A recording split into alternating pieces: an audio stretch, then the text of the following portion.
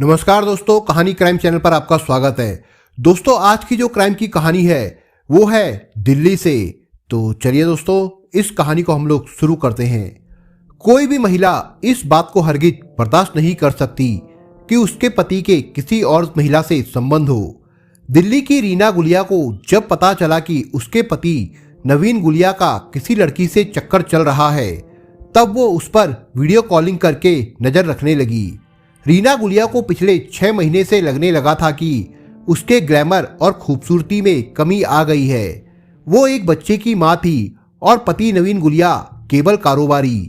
पति पहले की तरह अब उसकी तारीफ नहीं करता था और ना ही उसको कहीं घुमाने फिराने लेकर जाने की बातें ही करता था। कन्नाट पैलेस में कैंडल डिनर और टूरिस्ट पैलेस के लिए डेटिंग तो बीते जमाने की बातें हो चुकी थी। हर बात पर उसे झिड़की सुनने को ही मिलती थी। वो उसके प्यार में आई नीरसता और व्यवहार के रूखेपन से चिंतित होने लगी थी। वो समझ नहीं पा रही थी कि उसमें इस तरह का बदलाव क्यों और कैसे आ गया है। नवीन के स्वभाव में आए अचानक फर्क से रीना का चिंतित होना स्वाभाविक था। पहले तो उसने सोचा कि शायद ऐसा लंबे समय से लॉकडाउन के बाद कारोबार में बिजी होने की वजह से होगा, किंतु एक दिन नवीन को चार्मिंग फेस के साथ फोन पर बातें करते सुना। फोन पर लंबी बातचीत करने पर रीना को बेहद आश्चर्य हुआ। रीना ने अपने सिक्स सेंस से इतना तो अंदाजा लगा ही लिया था कि नवीन की जरूर किसी लड़की से बातें हो रही होंगी। उसके बारे में सीधे सीधे पूछने के बजाय उसने उस पर निगरानी शुरू कर दी। रीना का शक सही निकला। जल्द ही उसे पता चल गया कि नवीन किसी भारती नाम की लड़की से बातें करता है। फिर क्या था, रीना का पति को अंकुश में रखने का सिलसिला शुरू हो गया। एक दिन जब पति घर से बाहर गया हुआ था तो रीना ने शाम के समय उसे वीडियो कॉल करके पूछा, नवीन तुम कहाँ हो? गजब का सवाल करती हो, वीडियो कॉल किया है तो अंदाजा लगा लो। वैसे दिखाता हूँ, देखो मालवीय नगर मेट्रो स्टेशन का मेन गेट दिखा। कहते हुए नवीन ने मोबाइल कैमरे को मेट्रो स्टेशन की तरफ घुमा दिया। अरे अरे, तुम तो नाराज हो गए। दरअसल मुझे कालकाजी मंदिर जाना था, इसलिए मैं पूछ रही थी, रीना बोली। इस बारे में सुबह ही बताना था। मैं बस पार्किंग से गाड़ी लेकर मार्केट होता हुआ पहुंच रहा हूं। वैसे भी इस समय वहां जाएंगे तो काफी जाम में फंस जाएंगे, नवीन बोला। चलो कोई बात नहीं, अगले शुक्रवार को चलते हैं, रीना बोली और उसने फोन कट कर दिया। नवीन बड़बड़ाने लगा, पता नहीं इसे आजकल क्या हो गया है, बात बात पर वीडियो कॉल करती रहती है। मेरी भी कोई प्राइवेसी है या नहीं? नवीन थोड़े समय में ही घर आ गया था, साथ में 3 बर्गर भी लाया था। उसका 7 वर्षीय बेटा बोल पड़ा, पिज्जा नहीं लाए? उसके साथ कोका कोला भी मिलता है। नवीन कुछ बोलने को ही था कि उसका फोन आ गया। उसने झट से कॉल रिसीव किए बगैर काट दिया, क्योंकि फोन भारती का ही था। अपने हिस्से का 1 बर्गर लिया और वो छत पर चला गया। छत पर पहुंचकर नवीन ने भारती को फोन मिलाया। हाँ हेलो, बताओ मेरी जान, कैसे फोन किया? तुम्हें मैंने कहा है कि मुझे कॉल मत किया करो, मैसेज भेज दो, मैं खुद ही कॉल कर लूंगा। अरे नवीन, मैंने तुम्हें एक खुशखबरी देने के लिए फोन किया था। मैं संडे को देहरादून जा रही हूँ, साथ चलोगे क्या? भारती बोली। संडे को यानी परसों? देखता हूँ, तुम्हारे लिए तो समय निकालना ही पड़ेगा। रीना से कोई नया झूठ भी बोलना पड़ेगा, नवीन बोला। झूठ नहीं, बहाना बनाना पड़ेगा, कहती हुई भारती हंस पड़ी। नवीन भी हंस पड़ा और बर्गर की 1 बाइट लेकर चबाने लगा। तभी नवीन ने कहा, 1 मिनट होल्ड करना, रीना की कॉल आ रही है। कहते हुए नवीन ने भारती का फोन होल्ड पर कर दिया। 1 मिनट चैन से नहीं रहने देती है। बड़बड़ाते हुए नवीन ने पत्नी की कॉल रिसीव की। हाँ बोलो, क्या चाय बन गई है? मैं अभी आ रहा हूँ। और फिर नवीन ने भारती के कॉल को दोबारा ऑन कर उससे सॉरी बोला। इसके साथ देहरादून चलने का वादा भी किया। किसका फोन था जो तुम उसके लिए छत पर चले गए? रीना सेंटर टेबल पर चाय रखते हुए बोली। ऑफिस के किसी आदमी का फोन था। मुझे संडे को देहरादून जाना पड़ेगा, नवीन ने झूठ बोला। देहरादून? रास्ते में तो हरिद्वार ऋषिकेश आएगा ना, मैं भी चलूं क्या? रीना चहकते हुए बोली। नहीं नहीं, मुझे अकेले जाना होगा, फैमिली के साथ नहीं, नवीन ने उसे डपटते हुए बोला। इतना कहना था कि रीना बिफरती हुई कहने लगी, मुझे कहीं नहीं ले जाते हो, खुद घूमते रहते हो। मैं यहाँ घर में पड़ी पड़ी सड़ती रहती हूँ, खुद तो मौज मस्ती करते हो, मैं सब जानती हूँ, कि तुम मुझे क्यों नहीं ले जाना चाहते। नवीन और रीना के बीच की ये नोकझोंक आए दिन की हो गई थी।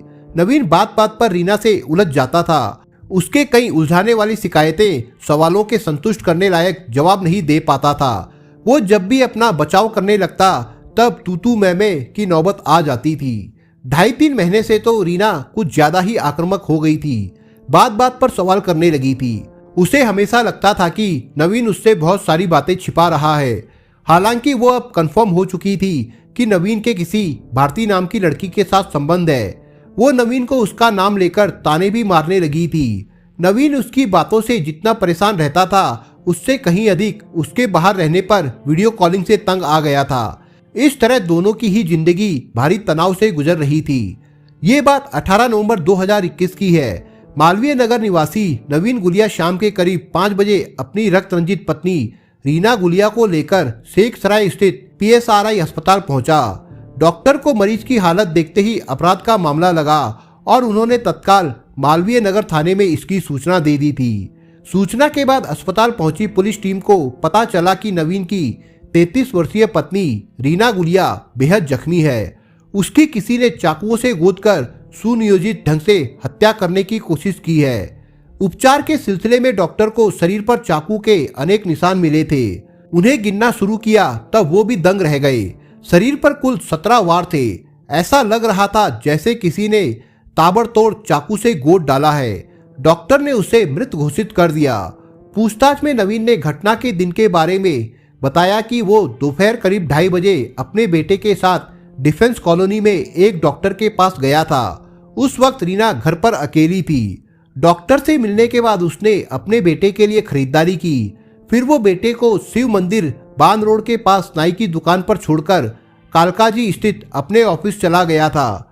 वहां पर उसने नाई को ही फोन करके कह दिया कि वो ऑफिस में व्यस्त है, इसलिए बेटे के बाल काटने के बाद उसे घर भिजवा दे। वो नाई नवीन का परिचित था, इसलिए उसने अपने एक कर्मचारी के साथ बेटे को घर भिजवा दिया। घर पहुंचने पर रीना घर में खून से लथपथ पड़ी मिली।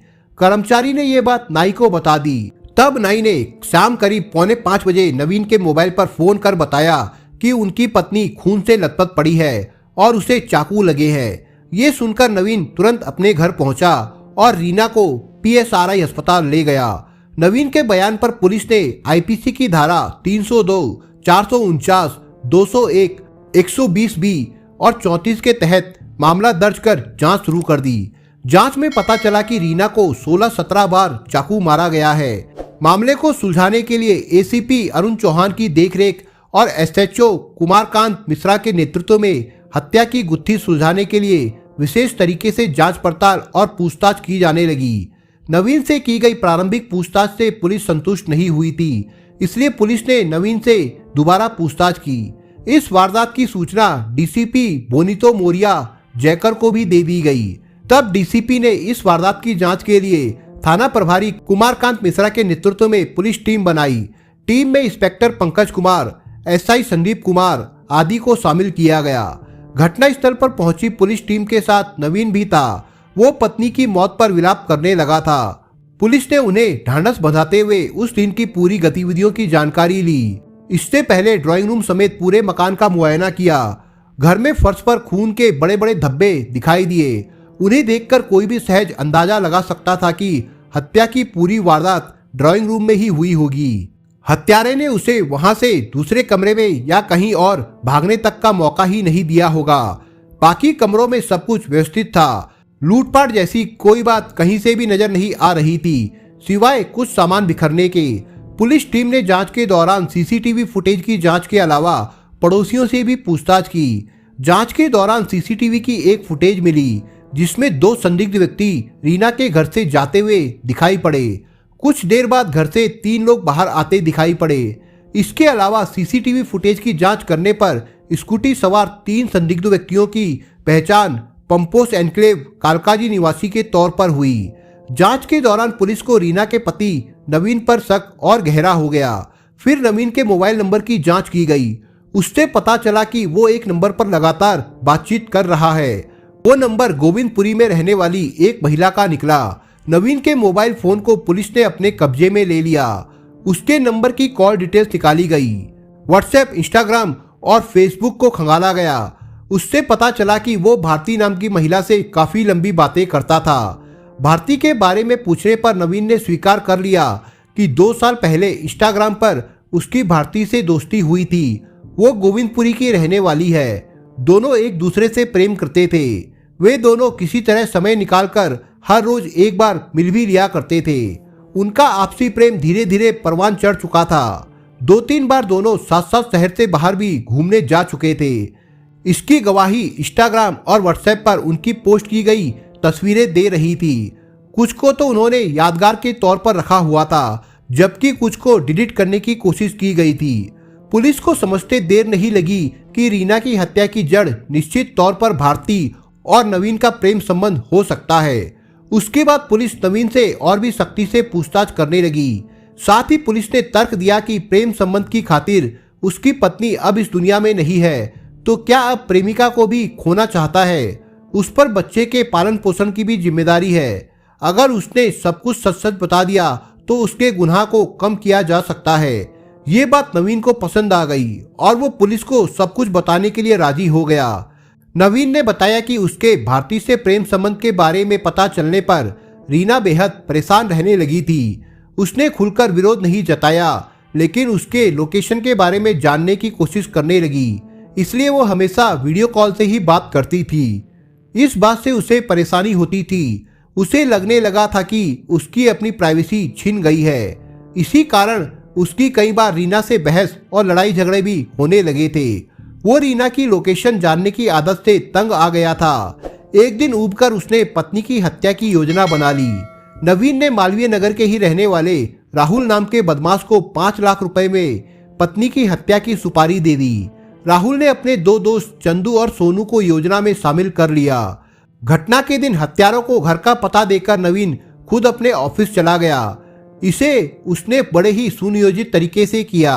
पहले उन्हें अपने घर की फोटो व्हाट्सएप पर भेज दी थी, साथ ही घर की लोकेशन भी भेज दी। इसी के जरिए सुपारी किलर उसके फ्लैट पर पहुंचा था।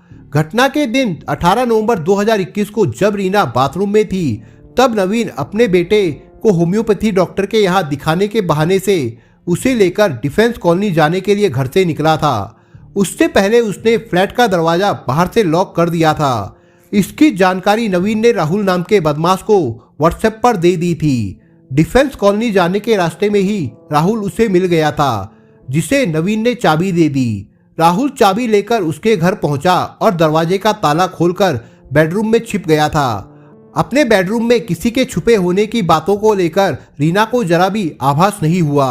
राहुल ने बाहर का दरवाजा खुला छोड़ दिया था। थोड़ी देर में स्कूटी से राहुल के साथी चंदू और सोनू आ गए। जब वो फ्लैट में दाखिल हुए तब तक रीना ड्राइंग रूम में आ गई थी। वो तीनों को वहां पाकर हक्की बक्की रह गई। सिर्फ इतना ही पूछ पाई, तुम लोग नए स्टाफ हो। बदमाशों ने उससे आगे रीना को कुछ बोलने का मौका ही नहीं दिया और ताबड़तोड़ चाकुओं से उसे बुरी तरह से जख्मी कर दिया। कुछ हमले उसकी गर्दन पर हुए। उसकी सांसें थमने के बाद तीनों स्कूटी पर बैठकर वहां से फरार हो गए। इसी दौरान नवीन बेटे को सैलून पर छोड़कर अपने ऑफिस चला गया।